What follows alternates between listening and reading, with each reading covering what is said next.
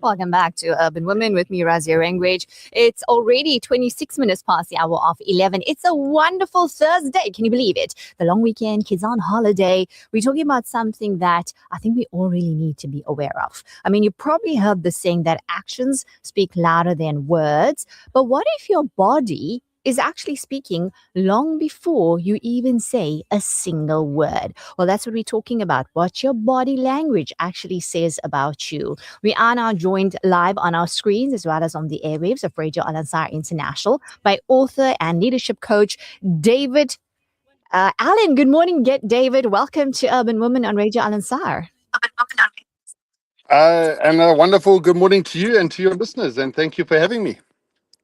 It's an absolute pleasure. You know, this topic just lights me up, I must tell you, because apparently we know that when we speak, apparently they say, and you can correct me, it depends on only 20% of vocal words, and the rest is made up of body language when it comes to communication. Am I right? 100% correct. It's actually 10% is words, 30 to 40% is your tone of your voice, but the vast majority is your body language, is what we actually communicate through on. Fantastic. So it's so important that we understand this. Now, you've worked as a police reservist and now you coach leaders. What first drew you to the world of body language? I love body language. When you can pick up on the signals that people give off with their body language, every moment you spend with them becomes a lot more valuable, and if you're in business, becomes a lot more profitable. I got into the world of body language. I joined as a police reservist in 1995, and one of the pilot courses that we did was a first responder negotiators course. In other words, you arrive at a high pressure situation. How do you stand? How do you present yourself? How do you come across as the person in charge? So it was like an introduction to negotiation course, and I loved that course. At the time, I was kind of starting off on the corporate side. I was starting my own business, doing leadership courses for kind of school kids. And I could take some of the techniques they showed us on the course and I could apply it straight away into the world of business. And then I kind of read every book, learned everything, spoke to every old school detective that I could speak to and learn some of their kind of wise words of wisdom. And I just started packing it together and started developing stuff for law enforcement as well as for the corporate world. Fantastic. This is something that I also love, body language. I find it so interesting. And I can only understand. So as you're speaking, you can just imagine how excited I am. Now, share with us, David, actually, how much of career success would you say is influenced by how we present ourselves non-verbally? We all judge someone in the first 30 seconds of meeting them. That's it. We got 30 seconds.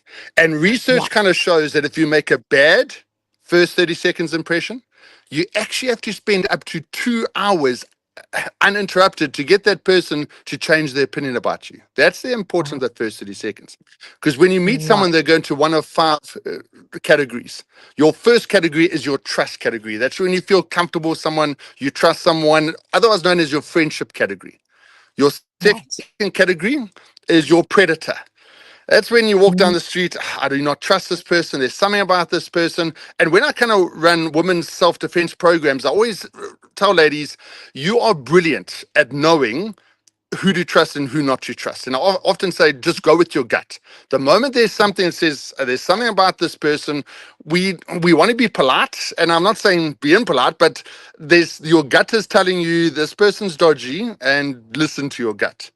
Your third category. So first is trust, predator. Third is your third category is what I like to call your cute category. Who do you find attractive? What do you look for in a mate? Okay. That is why you can have like your best friend in the world. You've known each other forever, but then they start dating someone and you're like, what do you see in this person? I just don't understand. And that is because your friendship categories were aligned. But what you look for in a mate is different. Your fourth category, and this is our default category. The vast majority of people we meet go into this category. It's called indifferent. Not that we're rude. I cannot remember every single person that I come across and that I meet. And if I had to ask you to describe the person that served you coffee this morning, at your local coffee shop, like, could you do it? And you were very polite. You said, "Hi, keep the change," but I cannot remember. Yeah. So that's your indifferent category. And your fifth Right. category is what I like to call idiot. That's when you Okay. meet someone for the first time and the cap is on sideways and they kind of hunch back and you kind of get a fist bump and you just, it's like, I'm not going to trust this person. I'm not scared of this person. They're not indifferent Yeah. because I'm going to remember them, but I'm not going to Uh-huh. remember them very positively. And that's the Right. importance of that first 30 seconds, because if I want to do business with you, I've got to get into a trust category in order to do that business with you. Absolutely. Ah, that's so powerful and wonderful. Now, there's something else that I also want to talk about that's simple, but it's also so powerful, and that is the handshake. So, tell us, why does it actually matter so much? If I had to ask you how you want to be treated, like maybe 1% of your viewers will say, I want to be treated well, but 99% of people will say, I want to be treated with respect, straight up. But the problem with respect, we all define it differently. But there will be two things that your viewers agree on that define respect is that a greeting is a good part of respect. I can't respect you if I can't even say hello to you. And second of all, it's manners. And if I had to greet someone for the very first time, the way that we would greet one another is with a handshake. We'd actually come out and shake hands, and that's how that's that first impression aspect. Now, Mhm. when you shake hands, in between your thumb and your forefinger, there's a meaty little piece here, and it's called a webby. And when you shake hands, you go webby to webby. You touch webbies. You interlock, you Right. go webby to webby. I mean, you Mhm. would know the moment you kind of grab someone's fingers, it doesn't really, you want to get in there and go webby to webby when you greet Yeah. someone. Yeah, that A feels lot good. of people, especially I see that they kind of Yeah. up their hand Let's slightly and you grab a finger and it doesn't. yeah. Yeah, you want that webby to webby, and then it's a relatively firm handshake. I don't try to squeeze you down, but if I offer you a wet fish, you won't even take that. A relatively firm handshake. And the Yeah. vital part is look someone in the eyes. The eyes are Mm, the windows to your soul. You can see a lot through someone's eyes. So if you true. got sunglasses on, lift your sunglasses up when you greet someone. If you got a cap on, just take your sunglasses, take your cap off when you greet someone. But again, there are cultural differences. And what's nice about South Africa, we understand each other's cultures very well. So I Beautiful. understand if I come through as someone with a different culture, I know when I can shake, when I can't shake, but I'm still going to take my hat off. I'm still going to stand up. I'm still going to show some version of manners that straight away will signal to you that I'm being kind and considerate and I'm thinking about you as I do that greeting. Well, that's great. As you said, it's some version of manners. Because for us in Islam, women cannot shake the hands of strange men, but we can, as you Yes, taught us, shake it correctly with other women. Let's do that properly. Let's do it with love. yes, But as you said, it shows some version of manners as we maintain that respect for all cultures and religions. I want to talk about yes. something so important as well, the smile. Now, the smile, it builds trust. How can people actually tell the difference between that real smile and the forced one? One of the ways of getting to that trust category is through the smile. Smiling is Mm, contagious. If I smile at you, you smile back at me. And the moment yes. you smile, positive endorphins come into your system. You start to feel good. That is why you Mhm. can have the worst day ever. You've had 8 hours of stress and just, but then you come home and you watch a 20-minute comedy show and it overdoes all that 8 hours of tension because it just comes in and it relaxes you. The Wayne State Yeah. University did a study on smiling. And when you smile, I mean, it lowers your blood pressure, lowers your risk of heart disease. You're actually more than likely going to live slightly longer because you've got less health risks. You have better marriages, better relationships because people enjoy being around a happy person. You don't want to be around a Yeah. grumpy grouch the whole day. And so Yeah. the moment I smile at you, you smile back, positive endorphins come into your system, and you trust me more, you kind of say, hey, I enjoy being around Dave. He makes me feel good. I enjoy his Yeah. company. I would trust this person a little bit better. Now, the way you got to judge the correct smile or an honest smile is look at the eyes.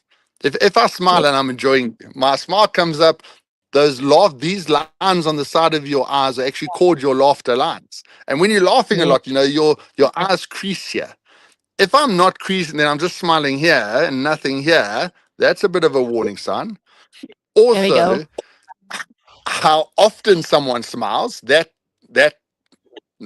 shows if I'm really a happy person, I'm going to smile often. And Yeah. then how how big and broad my smile is because I'm enjoying your company.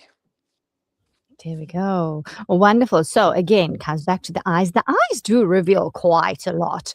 Now, and as you're talking, it also reminds me that we are encouraged by our beloved prophet, peace be upon him, to smile. It is a form of charity. Now we understand why you're making somebody release those endorphins within themselves, and it's all free and they feel good.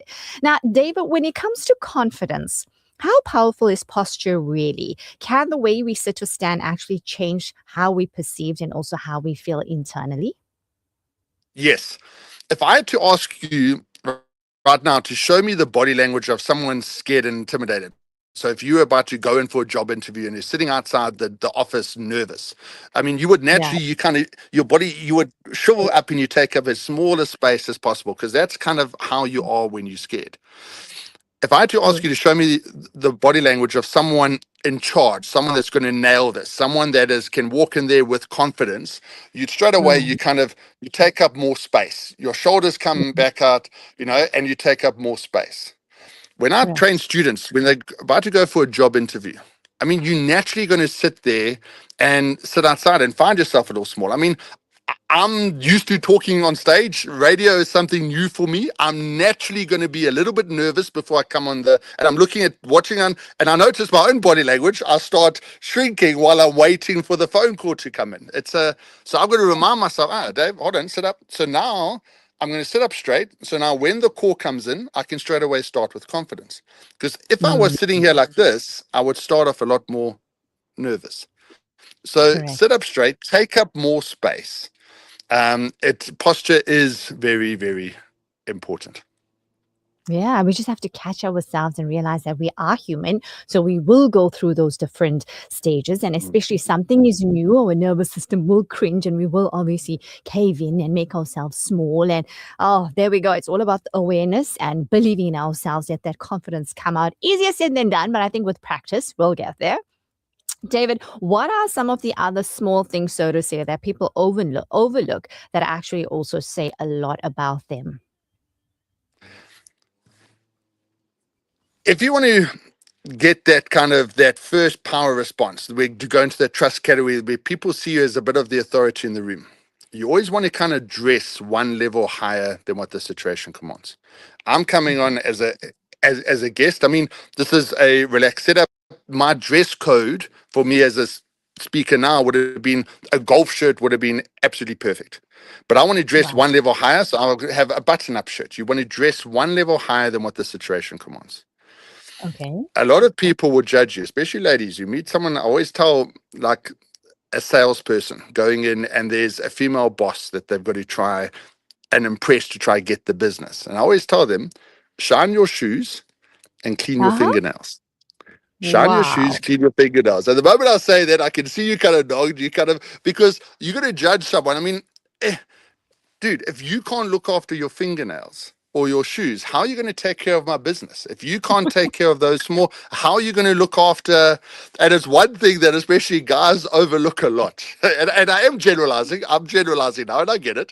But shoes and fingernails go a long way in making a good impression with someone else. It makes sense because I'm thinking that is something you look at in a person, and like subconsciously, unwittingly, Yes. and you do check the nails. That's why I think most people are in many than petties. Hey, makes sense. It's all the advice you're Yes. giving. Oh, that's fantastic. As you wrap up, David, anything else you'd like to share with our listeners on this wonderful Thursday morning? what I love about this topic is bringing it out exactly what you had said, and it's so nice that you're doing a segment on this, is that when people are just aware of their body language, they straight away going to present themselves slightly differently. They carry themselves well. And it's such a nice topic to look at and just be reminded that, yes, you got 30 seconds. Try and make that good first 30 seconds impact and impression. And if we can smile more, we can change the world that we live in. No pressure, just the first 30 seconds. The reason this topic actually lightens me up and excites me is because this is very much in alignment with the work that I do as well as a coach. So it's all about that and the holistic work. So thank you so much. I've learned from you as well, as we're constantly learning. And we thank you for your time this morning. And we'll probably have you again to share more insight about how we can learn more about our body language. But until then, David, we wish you a lovely day further. I do. Pleasure. Thank you very, very much. Thank you. Thank you so much. And that was David Allen, author and leadership coach. So I do hope that you've taken away some golden nuggets from there. Remember, it's all about your body language. And gents, please do shine your shoes and clean your fingernails. Yeah, let's go for a break. I'll be back with you in a bit. It's Urban Woman with me, Razia Rangrage. Do stay tuned.